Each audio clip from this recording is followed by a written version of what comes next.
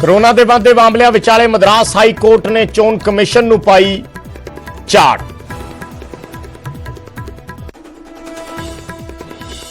हिसार के निजी अस्पताल च 5 कोरोना मरीजों की मौत। ऑक्सीजन की कमी दसी जा रही है वजह। मुख्यमंत्री ने मामले की मजिस्ट्रेट जांच के दिते हुक्म।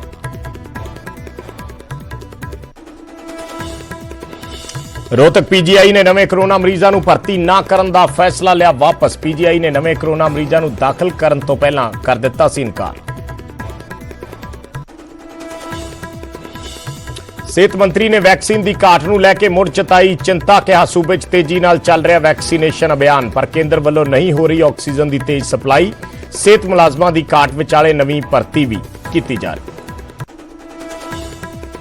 मोहाली फेज 6 के अस्पताल में बनाया गया कोविड केयर सेंटर। ओपीडी ते एमरजेंसी सेवावां फेज 7 कीतियां शिफ्ट। दिल्ली च 18 साल तो वध उम्र वालों भी मुफ्त लगेगी वैक्सीन। सीएम केजरीवाल का ऐलान। पूरे देश च वैक्सीन का एक रेट तय करने की भी कीती मांग। बेअदबी ते नवजोत सिद्धू ने फिर घेरी अपनी सरकार। कहा पूरे मामले च सरकार की मंशा ते जानबुझ के कीती देरी सब तो वड्डी समस्या। 6 सालां च एसआईटी की कारगुजारी ते भी चक्के सवाल। लाल किला हिंसा नाल जुड़े दूजे केस च भी दीप सिद्धू नूं मिली जमानत। अज शाम तक तिहाड़ जेल चो हो सकती है रिहाई। पिछली बार जमानत मिलते ही दूजे केस च पुलिस ने कर लिया सी गिरफ्तार।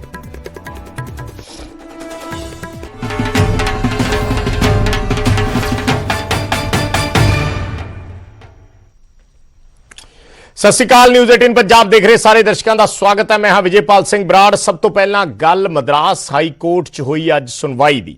दरअसल मद्रास हाई कोर्ट ने अज चोण कमिशन नूं झाड़ पाई है।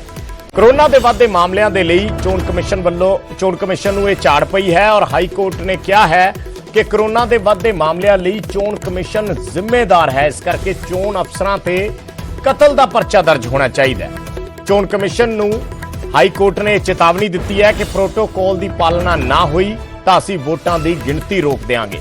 2 मई नूं दस दईए कि वोटां की गिणती होनी है और उसनूं लैके ये चेतावनी दी गई है। कोरोना के जिहड़े हालात बिगड़ रहे हैं लगातार उस दे चलदे हाई कोर्ट ने मद्रास हाई कोर्ट ने चोण कमिशन नूं झाड़ पाई है कि जिस वेले सियासी रैलियां हो रही सी कि तुसीं उस वेले सुत्ते पे सी। ये गल कही गई है हाई कोर्ट वालों अपनी टिप्पणी की गई है जो अज की सुनवाई के दौरान, और सख्ती काफी दिखाई है हाई कोर्ट ने।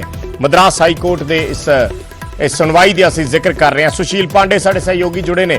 सुशील, जानना चाहेंगे काफी तलख टिप्पणियां जो हैं वो की हैं मद्रास हाई कोर्ट ने, और यहां तक कह दिया कि क्या तो चोण कमीशन जो है या उसके अधिकारी जो हैं उस वक्त सो रहे थे जब पॉलिटिकल रैलियां हो रही थी। तो थोड़ा विस्तार में जानना चाहेंगे क्या सुनवाई आज किस चीज को लेकर थी और क्या क्या उसमें और टिप्पणियां कोर्ट की तरफ से की गई हैं?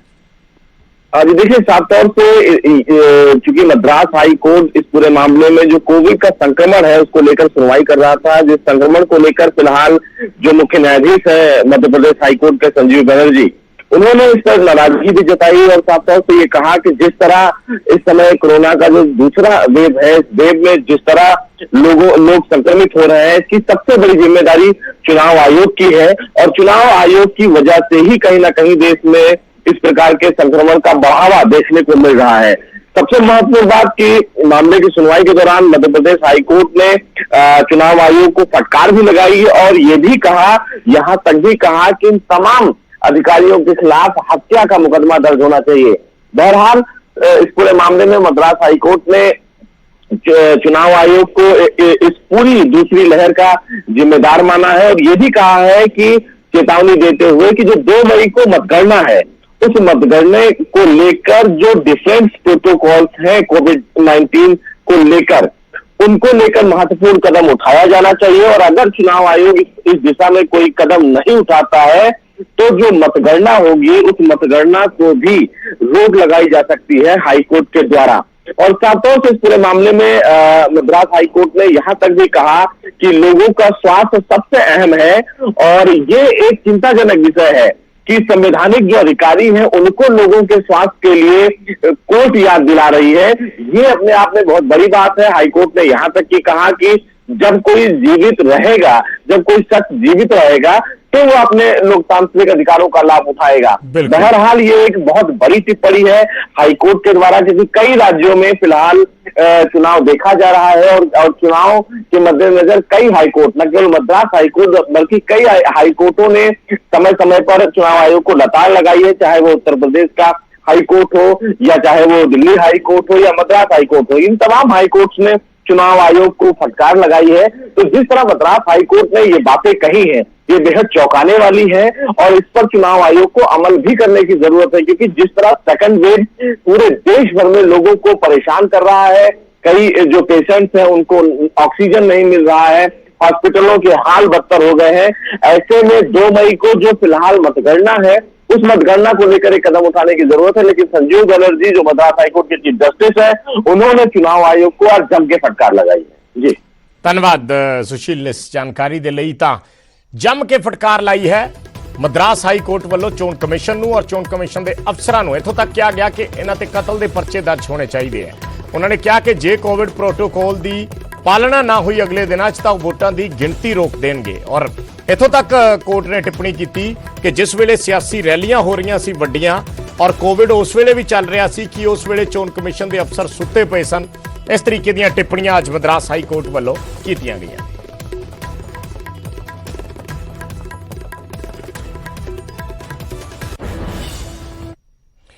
ਤੇ ਉਧਰ ਹਰਿਆਣਾ ਦੇ ਹਿਸਾਰ ਤੋਂ ਵੱਡੀ ਖਬਰ ਹੈ, ਇੱਕ ਨਿੱਜੀ ਹਸਪਤਾਲ 'ਚ ਅੱਜ 5 ਕਰੋਨਾ ਮਰੀਜ਼ਾਂ ਦੀ ਮੌਤ ਹੋ ਗਈ। ਆਕਸੀਜਨ ਦੀ ਕਮੀ ਜਿਹੜੀ ਹੈ ਉਹ ਵਜ੍ਹਾ ਦੱਸੀ ਜਾ ਰਹੀ ਹੈ। ਮ੍ਰਿਤਕ ਦੇ ਪਰਿਵਾਰਕ ਮੈਂਬਰਾਂ ਵੱਲੋਂ ਮ੍ਰਿਤਕਾਂ ਦੇ ਪਰਿਵਾਰਕ ਮੈਂਬਰਾਂ ਵੱਲੋਂ ਹੰਗਾਮਾ ਕੀਤਾ ਗਿਆ ਹੈ। ਹਸਪਤਾਲ ਦੇ ਬਾਹਰ ਭਾਰੀ ਪੁਲਿਸ ਬਲ ਤੈਨਾਤ ਰਿਹਾ। ਕੱਲ ਗੁਰੂਗ੍ਰਾਮ ਤੇ ਰੇਵਾੜੀ ਦੇ ਵਿੱਚ ਵੀ 8 ਕਰੋਨਾ ਮਰੀਜ਼ਾਂ ਦੀ ਜਾਨ ਚਲੀ ਗਈ ਸੀ।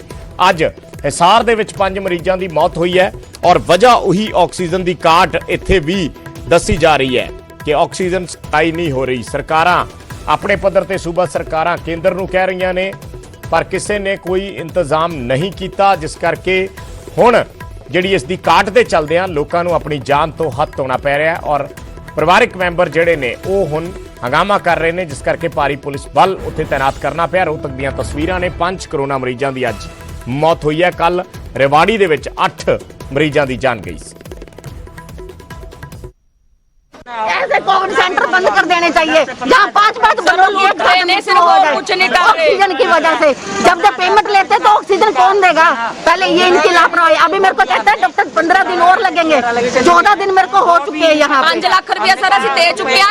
ਲੱਖ ਰੁਪਇਆ ਸਾਡਾ ਬਿੱਲ ਉਹਦਾ ਦਵਾਈਆਂ ये बताओ डेली 5 लाख रुपया ਅਸੀਂ ਦੇ ਚੁੱਕੇ ਆ सर। तक कोई स्लिप नहीं दी और 15,000 रुपये डेली का ये बेड का भरवा रहे हैं और टेस्ट होगा और रात को 12 बजे कॉल आती है इनकी कि टेस्ट के पैसे दे जाओ, ठीक है। और रात के 10 बजे तक तो हम हॉस्पिटल के बाहर होते हैं, 10 बजे तक कोई नहीं बोलता और डॉक्टर दारू पी के कॉल करता रहा।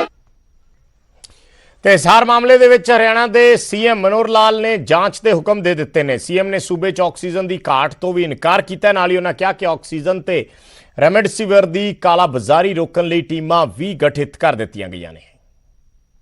की भी जांच जो है मजिस्ट्रियल जांच होगी उसकी कि क्या वाकई वो किसी मिसमैनेजमेंट के कारण से हुआ है ऑक्सीजन, क्योंकि ऑक्सीजन की कमी नहीं है, ना हिसार में है ना किसी और शहर में है, लेकिन कहीं ना कहीं कोई मिसमैनेजमेंट होती है। रात के समय में जो छोटे हॉस्पिटल हैं वहीं पर ये घटनाएं हो रही हैं, तो उसका हम आज ही जिला स्तर पर एक और थोड़ा मजबूत व्यवस्थाएँ बनाएंगे ताकि 24 घंटे चलने वाली व्यवस्थाएँ कहीं भी कोई एडवांस में जानकारी मिलती है तो उसका जितना भी एडमिनिस्ट्रेशन की तरफ सहयोग है वो सुनिश्चित हो सके।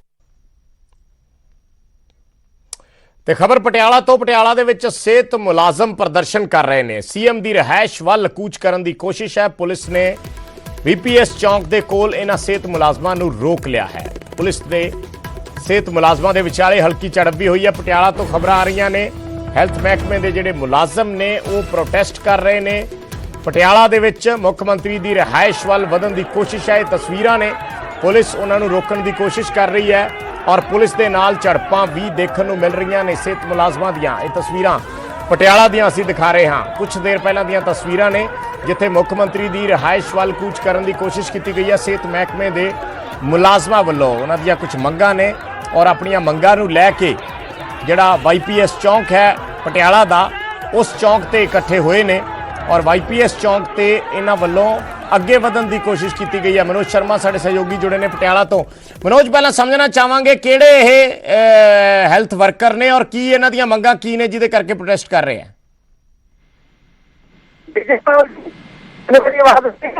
ਜੀ ਜੀ ਜੀ ਮਨੋਜ, ਤੁਸੀਂ ਕਹਿ ਸਕਦੇ ਹੋ ਆਪਣੀ ਗੱਲ, ਅਸੀਂ ਜਾਨਣਾ ਚਾਹੁੰਦੇ ਹਾਂ ਕੌਣ ਨੇ ਇਹ ਹੈਲਥ ਮੁਲਾਜ਼ਮ ਔਰ ਮੰਗਾਂ ਕੀ ਨੇ? ਵਿਜੇਪਾਲ ਜੀ, ਇਹ ਜਿਹੜੇ ਕਰੋਨਾ ਵੈਰੀਅਰਸ ਨੇ ਜਿਨ੍ਹਾਂ ਨੇ ਪਿਛਲੇ ਸਮੇਂ ਦੇ ਵਿੱਚ ਕਰੋਨਾ ਕਾਲ ਦੇ ਦੌਰਾਨ ਇੱਥੇ ਸੇਵਾਵਾਂ ਦਿੱਤੀਆਂ ਸੀ ਤੇ ਉਸ ਤੋਂ ਬਾਅਦ ਇਹਨਾਂ ਨੂੰ ਨੌਕਰੀ ਤੋਂ ਹਟਾ ਦਿੱਤਾ ਗਿਆ ਸੀ। ਕੁਝ ਉਹ ਨੇ ਤੇ ਬਾਕੀ ਉਹਨੇ ਜਿਹੜੇ ਆਪਣੀਆਂ ਡਿਗਰੀਆਂ ਲੈ ਕੇ ਅਲੱਗ-ਅਲੱਗ ਸਿਹਤ ਵਿਭਾਗ ਦੀਆਂ ਜਿਹੜੀ ਕੈਟਾਗਰੀਜ਼ ਨੇ ਉਹ ਮੁਲਾਜ਼ਮ ਨੇ ਤੇ ਉਹ ਹੁਣ ਸਰਕਾਰ ਤੋਂ ਇਸ ਗੱਲ ਨੂੰ ਨੌਕਰੀ ਦੀ ਮੰਗ ਕਰ ਰਹੇ ਨੇ ਕਿ ਸਾਨੂੰ ਨੌਕਰੀ ਦਿੱਤੀ ਜਾਵੇ, ਕਿਉਂਕਿ ਅਸੀਂ ਆਪਣੀਆਂ ਜਿਹੜੀਆਂ ਡਿਗਰੀਆਂ ਨੇ ਪੂਰੀਆਂ ਕਰ ਚੁੱਕੇ ਆ, ਆਪਣੇ ਕੋਰਸ ਪੂਰੇ ਕਰ ਚੁੱਕੇ ਆ ਤੇ ਇਹਨਾਂ ਨੂੰ ਕਰੋਨਾ ਵੈਰੀਅਰ ਦਾ ਨਾਮ ਵੀ ਦਿੱਤਾ ਗਿਆ ਸੀ ਜਦੋਂ ਇਹਨਾਂ ਨੇ ਕਰੋਨਾ ਕਾਲ ਦੇ ਵਿੱਚ ਵੱਖ-ਵੱਖ ਸਰਕਾਰੀ ਹਸਪਤਾਲਾਂ ਦੇ ਵਿੱਚ ਇਲਾਜ ਕੀਤਾ ਸੀ ਲੋਕਾਂ ਦਾ, ਉਹਨੂੰ ਡਿਊਟੀ ਦਿੱਤੀ ਸੀ ਤੇ ਇਸੇ ਮੰਗ ਨੂੰ ਲੈ ਕੇ ਅੱਜ ਇਹ ਮੁੱਖ ਮੰਤਰੀ ਨਿਵਾਸ ਘੇਰਨ ਜਾ ਰਹੇ ਸੀ ਤਾਂ ਇਹਨਾਂ ਨੂੰ ਵਾਈਪੀਐਸ ਚੌਕ ਦੇ ਵਿੱਚ ਰੋਕ ਲਿਆ ਗਿਆ ਤੇ ਜਦੋਂ ਇਹਨਾਂ ਨੇ ਅੱਗੇ ਵਧਣ ਦੀ ਕੋਸ਼ਿਸ਼ ਕੀਤੀ ਤਾਂ ਇਹਨਾਂ ਦੇ ਉੱਪਰ ਬੇਸ਼ੱਕ ਲਾਠੀ ਚਾਰਜ ਨਹੀਂ ਕੀਤਾ ਗਿਆ ਪੁਲਿਸ ਦੇ ਵੱਲੋਂ, ਕਿਉਂਕਿ ਪਟਿਆਲਾ ਪੁਲਿਸ ਪਹਿਲਾਂ ਤੋਂ ਚਰਚਾ 'ਚ ਰਹਿੰਦੀ ਹੈ ਕਿ ਜਿਹੜਾ ਵੀ ਇੱਥੇ ਆਉਂਦਾ ਉਹਨੂੰ ਮਟਕਾ ਚੌਕ ਦੀ ਤਰ੍ਹਾਂ ਚੰਡੀਗੜ੍ਹ ਦੇ ਇੱਥੇ ਲਾਠੀ ਚਾਰਜ ਦਾ ਸਾਹਮਣਾ ਕਰਨਾ ਪੈਂਦਾ। ਪਰ ਪੁਲਿਸ ਨੇ ਜਦੋਂ ਇਹਨਾਂ ਨੇ ਅੱਗੇ ਵਧਣ ਦੀ ਕੋਸ਼ਿਸ਼ ਕੀਤੀ ਤਾਂ ਇਹਦੀ ਪੁਲਿਸ ਦੇ ਨਾਲ ਪੂਰੀ ਝੜਪ ਹੋਈ। ਝੜਪ ਤੋਂ ਬਾਅਦ ਧੱਕਾ ਮੁੱਕੀ ਕਰਦੇ ਇਹਨਾਂ ਨੂੰ ਤੋਂ ਖਦੇੜ ਦਿੱਤਾ ਗਿਆ ਤੇ ਉਸ ਤੋਂ ਬਾਅਦ ਫਿਰ ਇਹ ਧਰਨੇ ਤੇ ਬੈਠ ਗਏ ਤੇ ਹੁਣ ਇਹਨਾਂ ਨੂੰ ਸਰਕਾਰ ਦੇ ਵੱਲੋਂ ਭਰੋਸਾ ਦਿੱਤਾ ਗਿਆ ਕਿ ਤੁਹਾਡੀ ਇੱਕ ਮੀਟਿੰਗ ਜਿਹੜੀ ਉੱਚ ਅਧਿਕਾਰੀਆਂ ਨਾਲ ਜਲਦੀ ਹੀ ਚੰਡੀਗੜ੍ਹ 'ਚ ਕਰਾਈ ਜਾਊਗੀ ਤੇ ਉਸ ਤੋਂ ਬਾਅਦ ਇਹਨਾਂ ਨੇ ਜਿਹੜਾ ਫਿਲਹਾਲ ਆਪਣਾ ਅੰਦੋਲਨ ਹੈਗਾ ਮੁਲਤਵੀ ਕਰ ਦਿੱਤਾ। ਪਰ ਸਵੇਰ ਤੋਂ ਇਹ ਭੁੱਖਣ ਭਾਣੇ ਜਿਹੜੇ ਸੈਂਕੜੇ ਦੀ ਗਿਣਤੀ 'ਚ ਨੌਜਵਾਨ ਵਰਕਰ ਨੇ ਕਰੋਨਾ ਵੈਰੀਅਰਸ ਦਾ ਨਾਮ ਦਿੱਤਾ ਗਿਆ ਸੀ, ਉਹ ਪਹਿਲਾਂ ਵਾਰਾਂਦਰੀ 'ਚ ਬੈਠੇ ਤੇ ਉਸ ਤੋਂ ਬਾਅਦ ਵਿਜੇਪਾਲ ਜੀ ਇਹਨਾਂ ਨੇ ਮੁੱਖ ਮੰਤਰੀ ਨਿਵਾਸ ਦੇ ਵੱਲ ਕੂਚ ਕੀਤਾ। ਠੀਕ ਹੈ, ਧੰਨਵਾਦ ਮਨੋਜ ਇਸ ਜਾਣਕਾਰੀ ਦੇ ਲਈ। ਤਾਂ ਸਿਹਤ ਵਿਭਾਗ ਦੇ ਵਿੱਚ ਜਿਹੜੇ ਕੰਮ ਕਰਦੇ ਨੇ, ਜਿਹੜੇ ਕੱਚੇ ਮੁਲਾਜ਼ਮ ਨੇ ਇੱਕ ਤਰੀਕੇ ਨਾਲ ਕਿਹਾ ਜਾ ਸਕਦਾ, ਜਿਨ੍ਹਾਂ ਨੇ ਪਿਛਲੇ ਸਾਲ ਕੋਵਿਡ ਦੇ ਵਿੱਚ ਆਪਣੀਆਂ ਸੇਵਾਵਾਂ ਵੀ ਦਿੱਤੀਆਂ ਪਰ ਸਰਕਾਰ ਵੱਲੋਂ ਉਹਨਾਂ ਨੂੰ ਪੱਕੇ ਨਹੀਂ ਕੀਤਾ ਗਿਆ ਜਾਂ ਉਹਨਾਂ ਦੀਆਂ ਜਿਹੜੀਆਂ ਮੰਗਾਂ ਸੀ ਉਹਨਾਂ ਨੂੰ ਨਹੀਂ ਮੰਨਿਆ ਗਿਆ, ਜਿਸ ਨੂੰ ਲੈ ਕੇ ਇਹ ਰੋਸ ਦੇ ਵਿੱਚ ਨੇ ਔਰ ਹੁਣ ਪ੍ਰੋਟੈਸਟ ਕਰਕੇ ਆਪਣੀਆਂ ਮੰਗਾਂ ਦੁਬਾਰਾ ਸਰਕਾਰ ਦੇ ਅੱਗੇ ਰੱਖ ਰਹੇ ਨੇ। ਅੱਜ ਭਰੋਸਾ ਮਿਲਣ ਤੋਂ ਬਾਅਦ ਇਹਨਾਂ ਵੱਲੋਂ ਆਪਣਾ ਜਿਹੜਾ ਪ੍ਰੋਟੈਸਟ ਹੈ ਉਸ ਨੂੰ ਖਤਮ ਕੀਤਾ।